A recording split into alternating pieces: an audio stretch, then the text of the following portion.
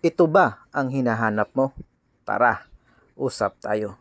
Ito ang Yamaha Aerox 155. Ito yung pinaka-latest na modelo ng Yamaha Aerox mga kaisla. Ito yung 2023 model. At may dalawang variant ang nilabas ni Yamaha dito sa ating bansa. Pero yung pag-uusapan natin ngayon, ang standard variant ng Yamaha Aerox 155. Pero bago ang lahat, intro muna tayo para mukhang pro.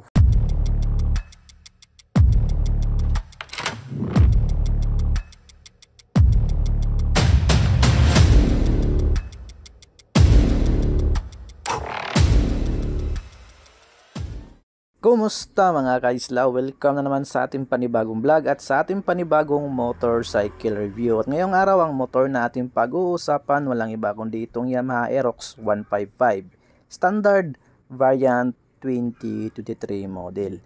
So, ito ang glossy black color and para sa akin premium ang motor na ito. Maganda yung pagkadisenyo ng Yamaha Aerox 155. So, sa body statistic ng motor, pag umangas ka dito, maganda. So, yung placement ng paa mo, maganda rin. So, sporty, pero may pagka-touring. So, hindi to masyado mangangalay yung balikat mo kapag naglo-long drive ka sa Yamaha Aerox 155.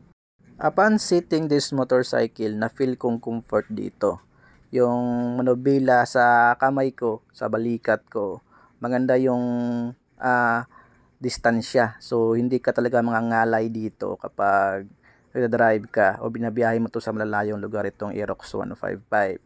Sa comfort, sa design, sa looks ng motor, pasok para sa akin.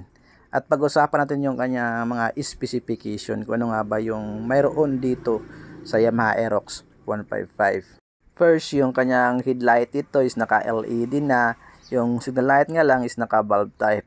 At yung kanyang daytime running light is LED na rin. So, sa front view ng Yamaha Aerox 155, aggressive tingnan. Medyo bulky itong motor na ito kung i-compare natin sa previous na mga modelo ng Yamaha Aerox 155.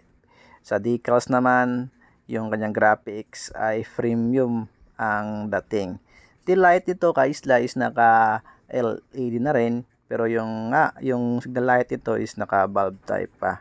So sa kanyang engine naman, ito ay powered ng 155cc variable valve engine ni Yamaha. Single cylinder, 4-stroke, 4-valve ito, liquid cooled, single overhead cam engine. Variable valve actuation, yung BBE, ito yung patented na makina ni Yamaha. Naka-variable valve yung kanilang mga engine nowadays. And then, meron itong maximum power na 15.1 horsepower sa loob ng 8,000 revolution per minute yan makukuha. Ang kanyang peak torque naman is 13.8 Nm sa loob ng 6,500 revolution per minute. So, ang kanyang compression ratio is 10.6:1.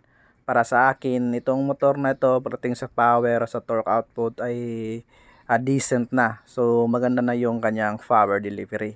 At mataas din yung kanyang torque na masasabi kong maganda to for overtaking. And then, maganda yung arangkada ng Yamaha Aerox 155. Upon test drive naman ito na sa motor na ito, kaisla, na feel ko yung power nito. Yung response ng throttle sa kanyang makina. Bawat piga mo ng throttle, mayroong response yung makina. So, maganda yung power delivery ng Yamaha Aerox 155. Di lang yung purmang meron dito, pati na yun rin yung power output niya. So, maaasahan mo talagang motor na to pagdating sa mga overtaking scenario and din sa racing na gustong-gusto mo. So, itong Yamaha Aerox 155 ay hindi ka bibigoin ito dahil sa kanyang power delivery, sa power output, sa lakas ng motor, sa kanyang disenyo na sharp and then aggressive, ika nga wind resistance itong motor na ito kaisla. Sa kanyang underseat compartment naman na hindi mabuksan, so kasyang-kasya dito yung full face helmet. Ito yung mga switch function niya, yung kanyang headlight, high and low, tapos yung kanyang signal light niya, left and right, and then yung busina. At ito yung menu button niya na kung saan pwede mo dito i-reset yung laman ng kanyang dashboard. At sa kanyang dashboard naman guys, ito ay naka digital dashboard na. So nito yung mga indicator, yung speedometer indicator, and then yung kanyang orasan, trip meter, lahat-lahat ay nandito sa kanyang dashboard na digital. At meron siyang hazard. So hazard switch and then full start button. So ito ay naka-Suzuki Kaisla and naka Yamaha Y-Connect. So pwede mo ma-connect yung phone mo dito sa motor para ma-monitor mo yung status ng motor mo sa yung cellphone. So, overall looks and design ng Yamaha Aerox 155, front view, side view, and then back view para sa akin ay very decent. Maganda yung disenyo ng Yamaha Aerox 155. At isa rin sa nagustuhan ko dito is yung kanyang suspension. Yung flee ng suspension ng Yamaha Aerox 155 hindi matagtag. So, smooth, soft yung suspension nito. So, maganda talaga siya pag dumadaan ka sa mga rough road sa uneven surface na karsada. So, para sa akin, panalo tong Yamaha Aerox 155. Pero kayo kaisla, kung nagmamay-ari kayo ng Yamaha Aerox 155 dyan, ano yung experience nyo dito sa Yamaha Aerox 155? At kung nagmamay-ari kayo, paki-comment naman sa baba kung ano yung mga na-experience ko. Kasi upon riding this motorcycle, itong Yamaha Aerox 155, yung tinest ride ko to, para sa akin, maganda yung kanyang engine response, yung kanyang handling, yung kanyang suspension. So, nagustuhan ko talaga itong Yamaha Aerox 155 upon test ride this motorcycle. Pero kayo kaisla, ano yung experience nyo dito sa motor na ito?